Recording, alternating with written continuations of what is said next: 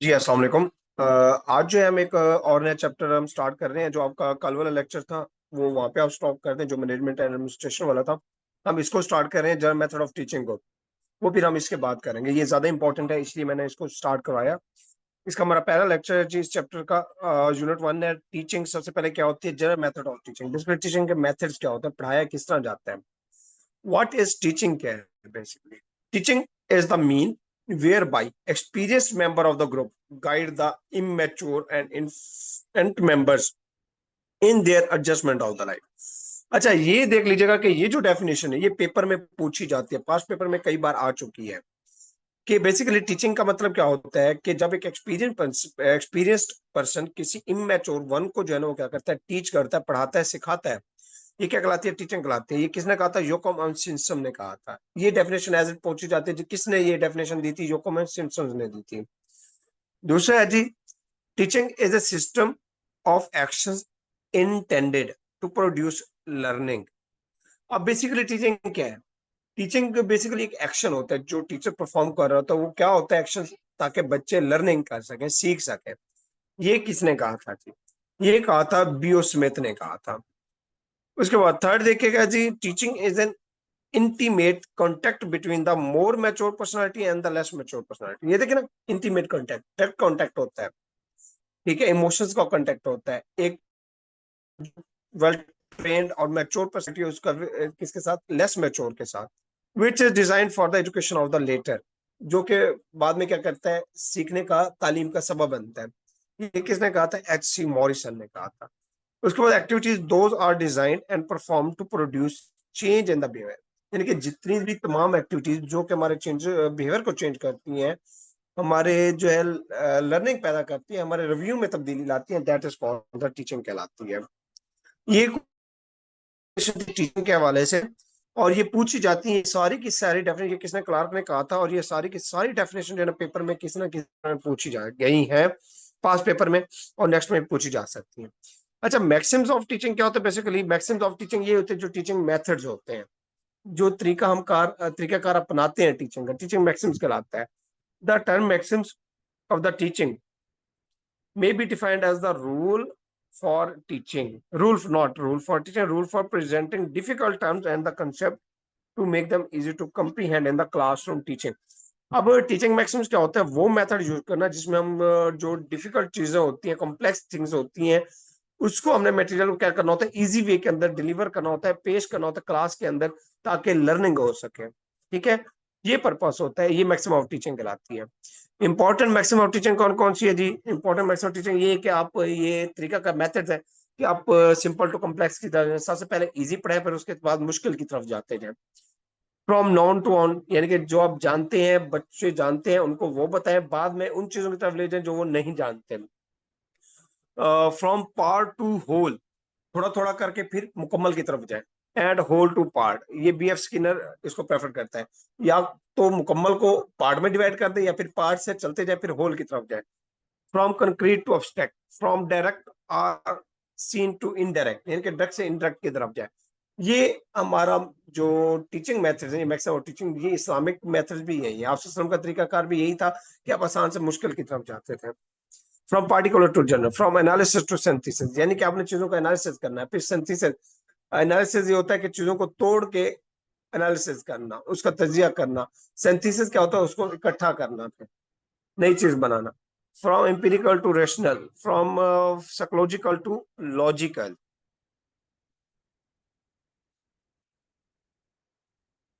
ठीक है, from psychological to logical. तो ये सारे क्या है, मैक्सिम्स ऑफ टीचिंग्स है। और उसके बाद हम देखें डिफरेंट जो है difference between teaching strategy, methods, tactics and techniques. कहते हैं जो मुख्तलिफ हमारे पास टीचिंग स्ट्रेटजीज है, मेथड्स है, टैक्टिक्स है, या टेक्निक्स जो है हमने कौन कौन सी यूज करनी है। सबसे पहले टीचिंग स्ट्रेटजी देखते हैं कि टीचिंग स्ट्रेटजी क्या होती है, फिर मेथड देखेंगे, फिर टैक्टिक्स देखेंगे, फिर टेक्निक्स देखेंगे। देखिए, टीचिंग स्ट्रेटजी क्या होती है, पढ़ाने का हर किसी का एक तरीका कार होता है, स्ट्रेटजी होती है। तो टीचिंग स्ट्रेटजी बेसिकली क्या है, is a generalised plan for the lesson which includes structure, desired learner behavior in term of the goal of instructions and outline planned outline of plan tactics necessary to implement the strategy, E Stones and E S Morrison. अच्छा, ये definition पूछी जाती है। अब वो कहना क्या चाहता है, इसमें कहना चाहता है जो टीचिंग स्ट्रेटेजी है बेसिकली वो क्या होती है, ये एक हमारा जनरलाइज प्लान होता है किसके लिए हमने जो लेसन डिलीवर करना होता है, वो स्ट्रेटेजी होती है कि हम इसके अंदर उसका लेक्चर का स्ट्रक्चर जो है, टॉपिक का स्ट्रक्चर भी इसके अंदर इंक्लूड होता है, डिजायर्ड लर्नर बिहेवियर भी होता है कि अगले का बिहेवियर क्या है, वो सीखेगा कैसे, किस तरह उसको सिखाना है, गोल ऑफ इंस्ट्रक्शंस भी इसके अंदर होते हैं, और जो प्लान टैक्टिक्स होती है उसकी आउटलाइन भी मौजूद होती है। यानी कि ये स्ट्रेटेजी जितनी भी होती है उसको इम्प्लीमेंट करना होता है। ई स्टोन्स एंड एस मॉरिसन ने ये दिया था, तो ये बेसिकली स्ट्रेटेजी कहलाती है। हमने फुली प्रिपेयर्ड होकर क्लासरूम के अंदर जाना है। It is a mean to achieve learning objective. इसका मकसद क्या है कि हमने ऑब्जेक्टिव अचीव करना है। स्ट्रेटेजी का पर्पस क्या होता है, ऑब्जेक्टिव अचीव करना। आप में से मोस्टली टीचर होंगे, आप जब भी क्लास में जाते होंगे तो आप अपने लेक्चर को प्रिपेयर करके जाते हैं, उसमें से ऑब्जेक्टिव्स निकालते हैं, उसको डिवाइड करते हैं, उसमें से एक्टिविटीज निकालते हैं। क्यों? बेसिकली के ऑब्जेक्ट लर्निंग ऑब्जेक्टिव जो है वो अचीव होने चाहिए। Here is the list of the teaching strategy, जिस तरह लेक्चर स्ट्रेटजी है, डेमोन्स्ट्रेटर स्ट्रेटजी है, टीम टीचिंग स्ट्रेटजी है, चॉक एंड टॉक स्ट्रेटजी है, क्वेश्चन आंसर स्ट्रेटजी है, इंटर प्रोसीजर है, ग्रुप डिस्कशन स्ट्रेटजी हो गया, ट्यूटोरियल स्ट्रेटजी हो गया। ये डिफरेंट स्ट्रेटजी। अब मेथड क्या है, वो तो स्ट्रेटजी। अब मेथड क्या होता है जी, स्टाइल होता है कि आपने प्रेजेंटेशन किस तरह देनी है, किस स्टाइल में देनी है, लेक्चर की तरह डिलीवर करना है, ठीक है, प्रैक्टिकली उसको इम्प्लीमेंट करना है, ठीक है, ग्रुप डिस्कशन करनी है, ये आप पे डिपेंड करता है। Style of the presentation of the content in the classroom, all the methods can be classified under 3 heads. जितना भी मैटर होता है 3 हेड्स के अंदर आता है। जिसमें क्या होता है 3 हेड्स के अंदर, मतलब कि टेलिंग, टेलिंग में क्या होता है, लेक्चर, क्वेश्चनिंग, डिस्कशन आ जाती है। 3 हेड्स कौन कौन से? सबसे पहले हमने टेलिंग बताना, बताना किस तरह जी, लेक्चर में बता दें, क्वेश्चन आंसर कर दें, डिस्कशन कर दें, ये क्या टेलिंग है।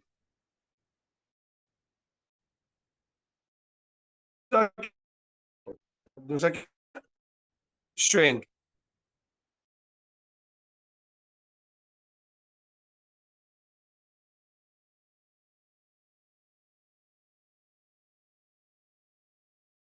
जी 1 मिनट हो।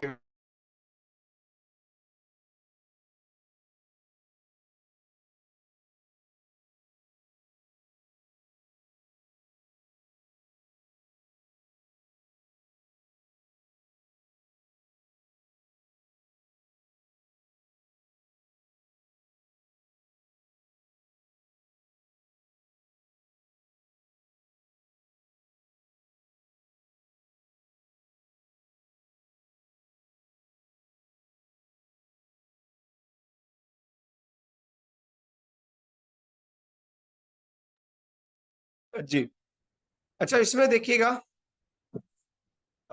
शोइंग। अच्छा, दूसरा क्या होता है शोइंग? पहला क्या था टेलिंग, दूसरा क्या है शोइंग है। शोइंग में क्या होता है, डेमोन्स्ट्रेट होती है, एक्सपीरियंस होती है, एंड थर्ड क्या है, डूइंग है। टेलिंग, शोइंग, डूइंग, यानी कि आपने बता के, दिखा के और करके, ये होता है आपके सारा कुछ। उसके प्रोजेक्ट है, रोल है, प्लेइंग है, प्रैक्टिकल जो है आपने उसको करके दिखाना है, प्रैक्टिकल एप्लीकेशन है, ये आपने करनी है इसके अंदर। अच्छा, इसके अंदर टीचिंग मेथड और टीचिंग स्ट्रेटजीज को देखिएगा। जो मेथड है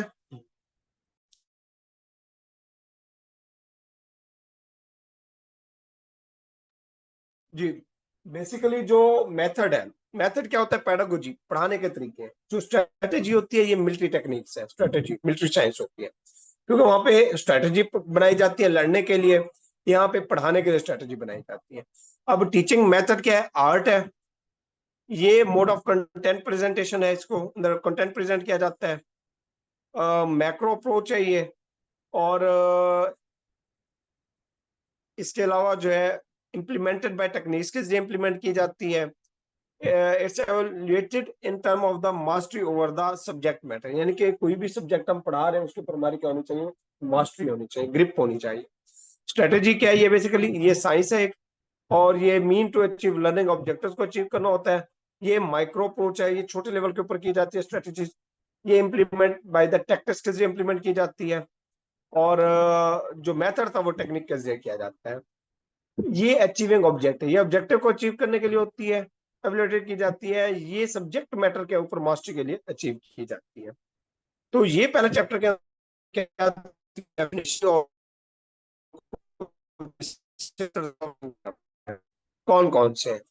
जब मेथड टीचिंग की बात करें तो सबसे पहले लेक्चर मेथड है। लेक्चर मेथड आपको पता है कौन सा होता है। लेक्चर मेथड ऑफ टीचिंग जो है ये ओल्डेस्ट टेक्निक है, पूछा जाता है लेक्चर मेथड क्या है, ओल्डेस्ट टेक्निक कौन सी ऑप्शन में से, तो पूछ लेते तो ये लेक्चर मेथड है। ओल्डेस्ट टीचिंग मेथड है अप्लाइड इन एजुकेशनल इंस्टीट्यूशंस के अंदर किया जाता है। This teaching method is one way channel. अच्छा ये जो है ये वन वे चैनल है लेक्चर मेथड, ये इंपॉर्टेंट पॉइंट है, वन वे चैनल, यानी कि इसके अंदर डिलीवर कर सकते हैं, वन वे आप बोल सकते हैं, क्रॉस डिस्कशन ही होती है, स्टूडेंट को क्या होता है सुनना होता है। तो वन वे डिस्कशन में क्या होगा, टीचर एक्टिव है, स्टूडेंट के हैं पैसिव है।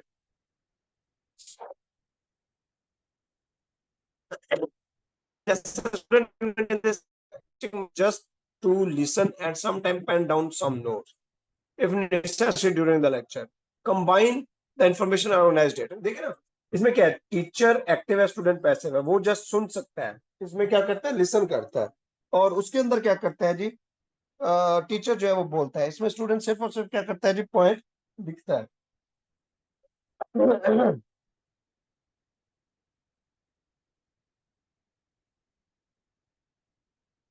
अच्छा, it's is based on the philosophy of idealism.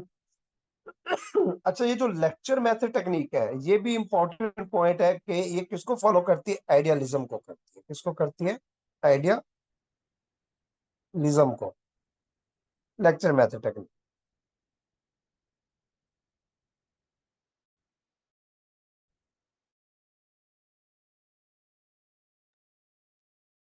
जी, उसके बाद देखिएगा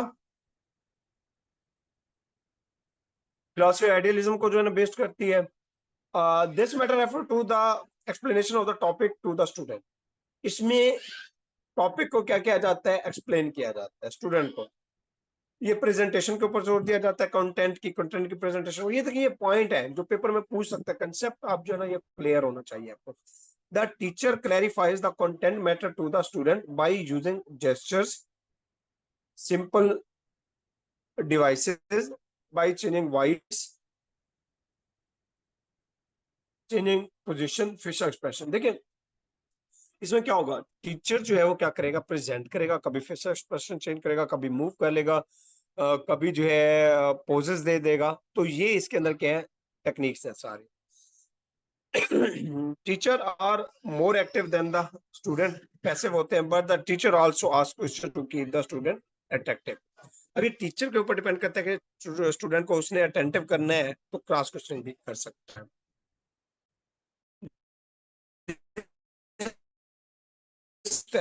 कौन सा मेथड है जो लार्ज नंबर ऑफ स्टूडेंट को कवर करने के लिए यूज किया, सेविंग भी कवर सिलेबस भी करता है। It is simplest method for the teacher and does not require any arrangement. It gives the training in the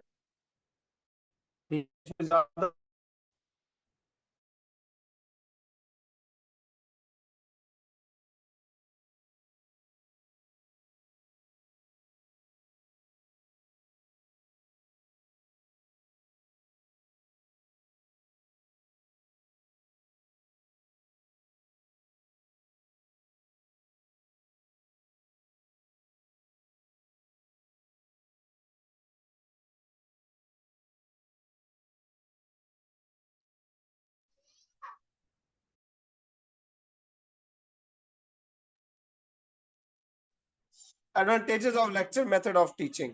ठीक है, अब हम ये करते हैं advantages of lecture method of teaching.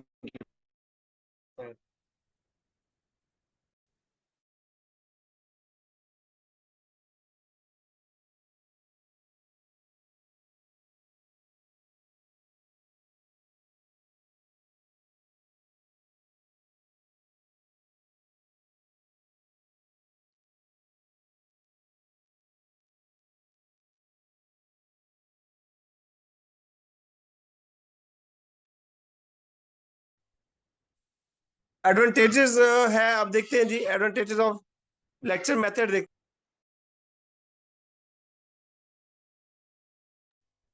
अच्छा उसके बाद एडवांटेजेस ऑफ लेक्चर मेथड है, इसके एडवांटेजेस क्या है? कहते हैं एक तो लार्ज अमाउंट ऑफ सिलेबस के अंदर कवर होता है सिंगल पीरियड के अंदर। कोई एक चैप्टर 2 चैप्टर होता है जिससे मैं आपको पढ़ा रहा हूँ, लेक्चर मेथड है। This method exclude the using of any equipment of the lab. इसमें किसी लैब इक्विपमेंट की जरूरत नहीं होती। तजवीज जो है, जो टीचर लेक्चर दे रहा है, स्टूडेंट लिसनिंग स्किल जो है डेवलप होती है इसके अंदर। Logical arrangement of the material to present it orally. देखिए लॉजिकल जो मटेरियल है वो अरेंजमेंट होती है, आपने वर्बली जो है ना लेक्चर डिलीवर करना है, तो आपके माइंड के अंदर कंटेंट जो है ना अरेंज किया गया होता है। उसके बाद जी, help to learn language, disadvantages of the lecture method of the teaching. देखिए लेक्चर मेथड ऑफ टीचिंग के अंदर जो लैंग्वेज जो है वो सीखने का भी मौका नहीं मिलता, क्योंकि लेक्चर जो है वो जस्ट टीचर दे रहा है, स्टूडेंट उसको लिसन कर रहे हैं। इसके अलावा psychologically this method is acceptable because individual are not alike. Teachers deliver the same lecture to both students without recognizing the individual differences. इसका सबसे फायदा ये है कि टीचर ने सबको इक्वली डिलीवर करना है लेक्चर, किसी को इंडिविजुअल नहीं डिलीवर करना। ये एक और इम्पोर्टेंस है इसकी।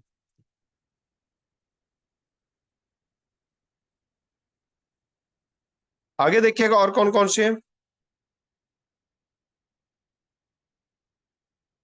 वो कहते हैं learning is an active process, the study should courage the actively participant participate in the classroom instead of the just listening the teacher।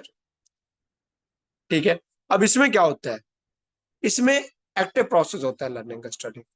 ठीक है, इसमें जस्ट उसने लिसन नहीं करना होता, उसने टीचर को लिसन करने के साथ साथ उसको समझना भी होता है, टीचर उसको अटेंटिव रखता है। Language using in the lecture above the standard of the student, they are not able to get the full advantage of the lecture. देखिए आपने लैंग्वेज वो यूज करनी है जो स्टूडेंट को अंडरस्टैंडेबल हो, ये ना कि आप हाई लेवल की लैंग्वेज यूज करें जो स्टूडेंट के ऊपर से गुजरती जाए। Lecture are often forgotten by the student soon after, while learning is retained if activities are experienced। देखिए लेक्चर तो भूल जाएगा बट जो लर्निंग है वो हमेशा रहती है इसके अंदर। Attention level is not the same while the student listening the lecture। Attention level सबका सेम नहीं होता, किसी का ज्यादा होता है, किसी का ज्यादा। जो फोकस कर रहा होता है उसका अटेंशन लेवल ठीक होता है, उसकी अंडरस्टैंडिंग अच्छी होती है, जो नहीं कर रहा होता उसका नहीं होता। दूसरा जी रिसाइटेशन मेथड। रिसाइटेशन मेथड क्या है जी? बार बार पढ़ना। Recitation is the traditional technique in which the teacher or student reading of question from the text and the student recites answer which they find in the textbook or have the memorized। अब देखिए recitation क्या है, teachers ने उनको read out कराना है, पढ़ाना है, उससे क्वेश्चन पूछना है और वहीं से स्टूडेंट ने देख के क्वेश्चन बताने हैं, या जो उसने याद किया उन्हें वही रट्टा लगा के उसने बता देना है। रिसाइटेशन मीन क्या है? रट्टा सिस्टम है उसका। because recitation involves root answers and repetition of the answers from the text, overuse can produce monotony and boredom in the classroom। वही है ना रट्टा सिस्टम, रूट सिस्टम को कहते हैं कि आप रट्टा लगा लेते हैं आपके टीचिंग। अब डिस्कशन मेथड की बात करें, इसमें रिसाइटेशन मेथड के अंदर क्या है? डिस्कशन मेथड है। ये देख ले क्या होता है discussion method, a variety of the forum for open ended. Discussion क्या होती है? ओपन एंडेड होती है। Collaborative exchange of the ideas among the teacher होते हैं एंड स्टूडेंट और among the student for the furthering student thinking, learning, problem solving, understanding और literary appreciation. देखिए डिस्कशन मेथड में क्या होगा? ओपन एंडेड है, ओपन है जी, खुली है, जो भी आए इसमें बोले, अपने व्यूज दे, अपने जो है ना थॉट्स को एक्सप्रेस करे। इसके अंदर अंडरस्टैंडिंग भी होता है, प्रॉब्लम सॉल्विंग भी होता है, थिंकिंग भी होती है, लर्निंग भी होती है, लिटरेरी अप्रिसिएशन भी होती है, सारा कुछ इसके अंदर मौजूद होता है डिस्कशन में। कहते हैं पार्टिसिपेंट्स मल्टीपल पॉइंट ऑफ, इसमें जो पार्टिसिपेंट होता है multiple point of the view होते हैं, हर एक का अपना व्यू होता है, वो एक दो तीन चार अपने व्यूज दो। इससे क्या होता है कि हमें कलेक्टिवली एक जो है ऑब्जेक्टिव अचीव होता है जो हम करना चाह रहे होते हैं। And respond to the idea of the others and reflects on their own idea to build their knowledge, understanding and interpretation of the matter at the hand। एक हर किसी ने अपना आइडिया दिया, हम क्या करते हैं उसको अपने जो है ना नॉलेज देने की कोशिश करते हैं, बट लॉजिकली, ऐसे नहीं, गुस्से से नहीं, थोपना नहीं है। आपने क्या करना है? लॉजिकली उसको क्या करना है? अंडरस्टैंड करवाना।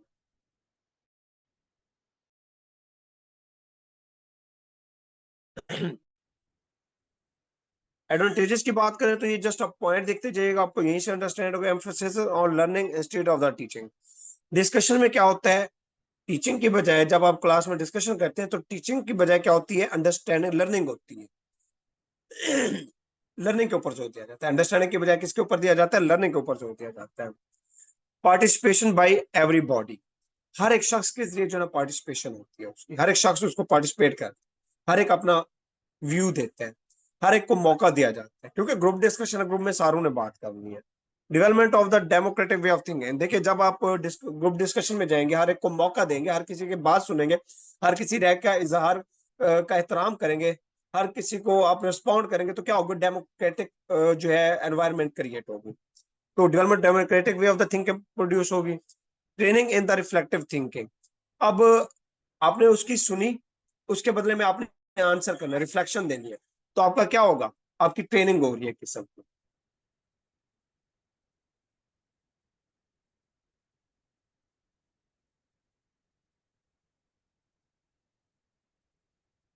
जी, तो उसके बाद है जी ट्रेनिंग इन सेल्फ एक्सप्रेशन। आपकी सेल्फ एक्सप्रेशन के अंदर भी ट्रेनिंग होती है, यानी कि आप क्या करते हैं, आप अपनी थॉट्स का इजहार करते हैं। Spirit of tolerance in the inculcated, जब कोई माहौल ऐसा होता है कि किसी की आपको किसी की बात पसंद नहीं आ रही होती डिस्कशन के दौरान, लेकिन आप उसको सुनते हैं, टॉलरेट करते हैं, तो स्पिरिट ऑफ टॉलरेंस भी डेवलप होता है इसके अंदर।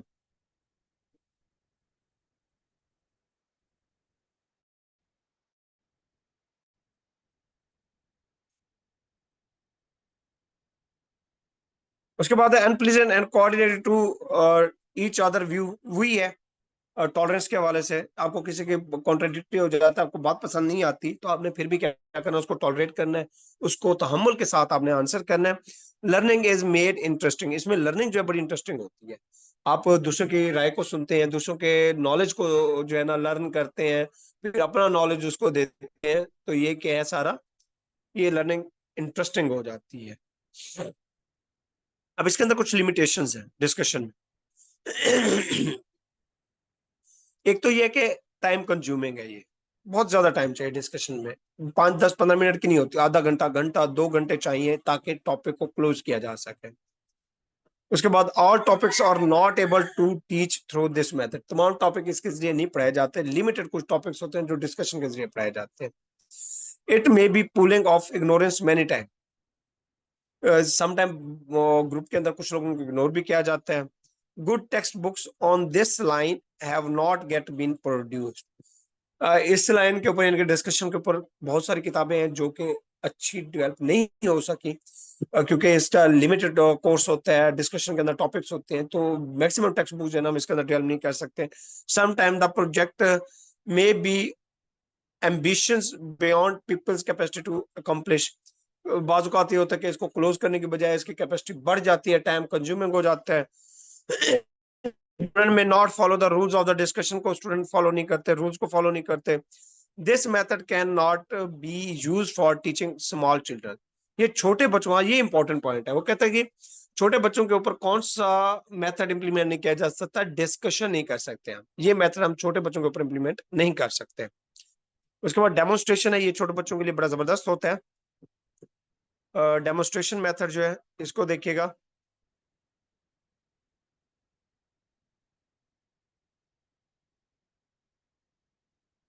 डेमोन्स्ट्रेशन मेथड में क्या है, डेमोन्स्ट्रेशन, ठीक है, किसी चीज को दिखाकर, डेमोन्स्ट्रेट करके, शो ऑफ करके सिखाना। Demonstration method of the teaching is a traditional classroom strategy used in technical and training colleges and in teacher education. Teacher education, teacher training, teacher education mean teacher training के दौरान, या technical education है उसमें इसका बड़ा अहम किरदार है। Demonstration strategy focus to achieve the psychomotor and cognitive ability, देखिए डेमोन्स्ट्रेशन में क्या होता है, डेमोन्स्ट्रेशन में क्या होता है, चीजों को शो ऑफ करना, कोई ना कोई एक्टिविटी परफॉर्म करना, डेमोन्स्ट्रेट करना, अदा करना।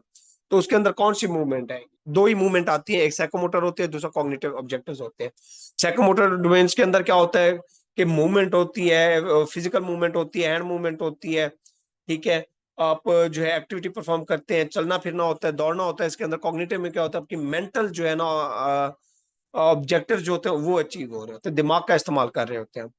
इसके कुछ स्टेप्स हैं वो देख लीजिएगा। इंट्रोडक्शन है सबसे पहले। डेमोन्स्ट्रेशन के अंदर आपने क्या करना है जी, सबसे पहले अपने इंट्रोडक्शन देना है। जो आप टॉपिक पढ़ा रहे हैं, जो आप टॉपिक दे रहे हैं, उसको इंट्रोडक्शन दें, उसके ऑब्जेक्टिव बताएं। In this step objectives of the lesson are stated. Lesson के ऑब्जेक्टिव लिखे जाते हैं कि हम ये अचीव करना चाहते हैं। The teacher may be called demonstrator. Teacher को डेमोन्स्ट्रेटर कहा जाता है। पेश करने वाला ही demonstrate the activity before the student that is to be develop. जो डिवेल्प की जाती है, बनाई जाती है, वो अपने स्टूडेंट के सामने क्या करनी है, परफॉर्म करनी है। उसके बाद जी दूसरी है डेवलपमेंट है। Student try to initiate the demonstrative activity. Student क्या करते हैं जी, डेमोन्स्ट्रेटिव एक्टिविटी को क्या करते हैं, इनिशिएट करने की कोशिश करते हैं। आप खुद भी करते हैं और बच्चों से भी करवाते हैं ताकि उनके अंदर डेवलपमेंट हो। If there is any query the teacher tries to satisfy them by further demonstration illustration. अगर कोई बच्चे का सवाल जवाब होता है, उसको समझ नहीं आती, तो आप उसको मजीद जो है ना परफॉर्म करके बताते हैं, डेमोन्स्ट्रेट करके बताते हैं। उसके बाद है जी इंटीग्रेशन की बात करें तो integration at this step the teacher integrate all the activities and then these activities are research revised and evaluated. जितनी भी एक्टिविटी टीचर करता है उसको समराइज करता है और एक एक्टिविटी करके बताता है ताकि बच्चे उसको इजीली अंडरस्टैंड कर सके। इंटीग्रेट कर देता है, चीजों को क्लोज कर देता है। प्रिंसिपल्स की बात करें, this teaching strategy is based on the following principle. Learning by doing maxim is followed. आपने लर्निंग बाय डूइंग को फॉलो करना है, ठीक है। यानी कि देखते देखते सिखाना है, या एक्टिविटी परफॉर्म करते हुए उसको सिखाना है। लर्निंग बाय डूइंग यानी कि करते कर करके सिखाना है उनको। Skill can be developed by the imitations. देखा देखी के अंदर, नकल के अंदर बच्चों को सिखाना है। The perception helps in imitations. और ये जो कंसेप्ट होता है मेंटल, ये परसेप्शन के अंदर जो परसेप्शन होती है, ये देखा देखी में बड़ा अहम किरदार अदा करती है। दिमाग के अंदर ये चीजें रह जाती हैं जो हम देखते हैं। एडवांटेजेस क्या है डेमोन्स्ट्रेशन मेथड के, सबसे पहले क्या है, it helps in involving the various senses to make learning permanent. एक तो ये है कि जो आप डेमोन्स्ट्रेशन मेथड करते हैं तो आपकी कॉग्निटिव डेवलपमेंट हो रही होती है, आपकी सोशल डेवलपमेंट हो रही होती है, ये चीजें माइंड में बैठ रही होती है concept. Through the teacher behaviour is autocratic. Though the teacher behaviour is autocratic, he invites the cooperation of the people in the teaching learning process. अगरचे के टीचर का रोल ऑटोक्रेटिक होना चाहिए, डिक्टेटर होना चाहिए, शिप होना चाहिए, बट उसको क्या चाहिए, वो कोऑपरेशन भी स्टूडेंट के दरमियान क्रिएट करे।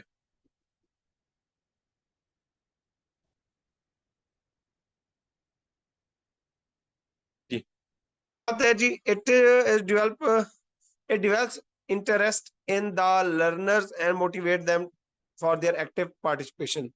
अब ये क्या करता है, एक्टिव पार्टिसिपेशन के अंदर जो है ना बड़ा अहम किरदार अदा करता है। ये मोटिवेशन पैदा करता है बच्चों में। जब आप खुद परफॉर्म कर रहे होते हैं तो बच्चे भी इसमें इन्वॉल्व होते हैं। It helps in achieving the psychomotor objective. Psychomotor objective क्या होता है, आप इनकी क्या कहते हैं जी, इनकी मेंटल ग्रोथ हो, इनकी फिजिकल ग्रोथ हो, डेवलपमेंट हो, हैंड मूवमेंट हो, रनिंग हो, जंपिंग हो, एक्सरसाइज हो, ये सारी चीजें। Any simple and the complex, जितनी भी मुश्किल स्किल्स हो वो डेमोन्स्ट्रेशन के अंदर इजी हो जाता है उसको अंडरस्टैंड करना, ठीक है। ये ह्यूरिस्टिक देख लीजिएगा। ह्यूरिस्टिक क्या होता है, basically heuristic method investigation method कहते हैं। ह्यूरिस्टिक को क्वेश्चन आंसर मेथड भी कहा जाता है, इन्वेस्टिगेशन भी कहा जाता है। ये किसने दिया था heuristic method, Henry Edward Armstrong ने दिया था। Who introduced this method for the teaching science. Heuristic method is the method of teaching which involves our placing of the children as far as the possible in the attitude of the discoverer. In this method, the student has to find out the answer of unaided effort। यानी कि heuristic में क्या है कि curiosity पैदा होती है, खुद ही चीजों को आपने डेवलप करना है, अपने क्वेश्चंस का आंसर खुद ही ढूंढना है, अपने सवालों के जवाब अपने खुद ढूंढने हैं, अपने खुद जो है ना किसी भी मुश्किल टास्क को परफॉर्म करना है, ठीक है। इन्वेस्टिगेशन आपने खुद करनी है। सेल्फ लर्निंग टेक्निक भी इसको कहा जाता है, ह्यूरिस्टिक मेथड को। हाँ जी, यहाँ तक आज इसको क्लोज करते हैं। कल हम इंशाल्लाह प्रोजेक्ट मेथड से स्टार्ट करेंगे।